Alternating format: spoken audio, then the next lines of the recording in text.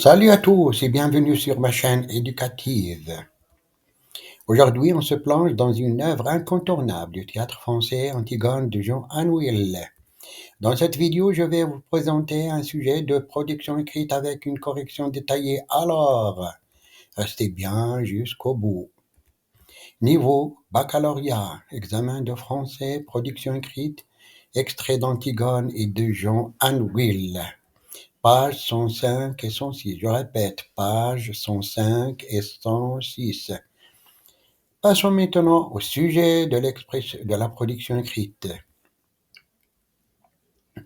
La solitude est-elle une fatalité ou un choix?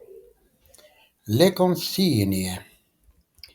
Rédigez un texte argumentatif dans lequel vous développez votre point de vue sur cette question en vous appuyant sur des exemples tirés de la pièce Antigone et ou de votre expérience personnelle. Je répète le sujet. La solitude est-elle une fatalité ou un choix? Consigne. Rédigez un texte argumentatif dans lequel vous développerez votre point de vue sur cette question en vous appuyant sur des exemples tirés de la pièce d'Antigone et ou de votre expérience personnelle. Votre texte doit être cohérent, organisé et correctement rédigé. Les critères de la correction. Conformité à la consigne, c'est le respect du sujet et des consignes d'écriture. Deuxième critère, cohérence de l'argumentation, présentation d'une thèse claire, argument pertinent et exemple approprié. Critère 3, structure du texte, organisation logique des idées, introduction, développement et conclusion. Critère 4, correction de la langue, maîtrise du vocabulaire, de la syntaxe et de l'orthographe et de la conjugaison. Critère 5, mise en page et ponctuation, respect des règles de présentation et d'utilisation de la ponctuation. Passons maintenant à la correction de la production écrite possible. La solitude. La solitude, état d'isolement où l'individu se retrouve face à lui-même. C'est une expérience complexe aux multiples facettes. Certains l'aperçoivent comme une contrainte imposée par les circonstances, tandis que d'autres la considèrent comme un choix délibéré, une manière de se retirer du monde pour mieux se recentrer sur soi. Cette dualité soulève une question essentielle. La solitude est-elle une fatalité? Est-elle une fatalité suivie ou une option librement consentie dans Antigone de Jean Anouilh? La solitude de manière à la fois comme une conséquence, un choix.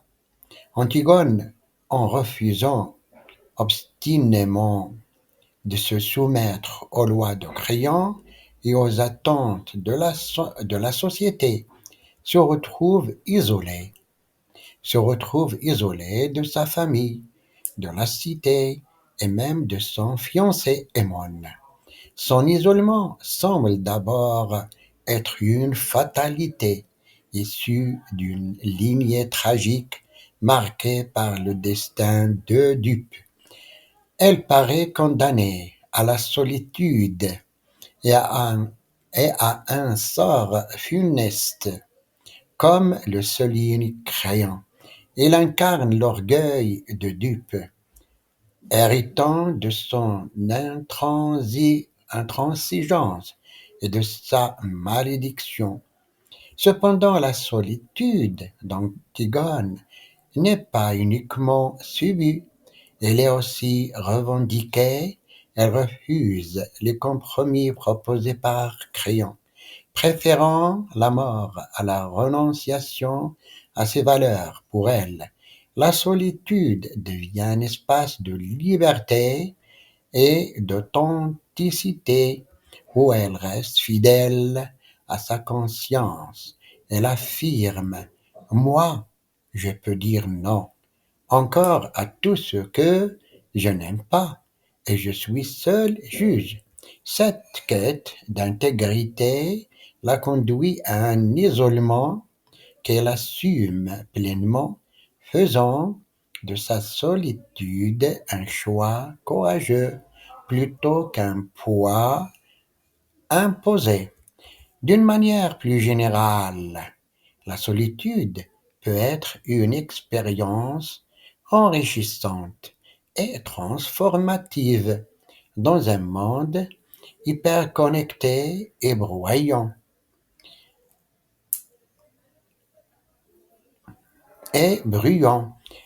S'accorder des moments de solitude permet de se recentrer, de clarifier ses pensées et de stimuler sa créativité. Lorsqu'elle est choisie, elle devient un espace propice à l'introspection et à la construction de soi, favorisant le développement personnel et la découverte de son véritable potentiel. En conclusion, la solitude oscille entre contrainte et liberté. Liberté, si elle peut parfois être imposée par les circonstances, elle peut aussi être une décision consciente permettant de se retrouver et de donner un sens à son existence, à l'image d'Antigone qui sacrifie son bonheur personnel pour rester fidèle à ses convictions. La solitude peut être une source de forme et d'authenticité. Il invite chacun à mieux de se connaître et à s'affirmer indépendamment du regard des autres. Il invite chacun à mieux se connaître et à s'affirmer indépendamment du regard des autres.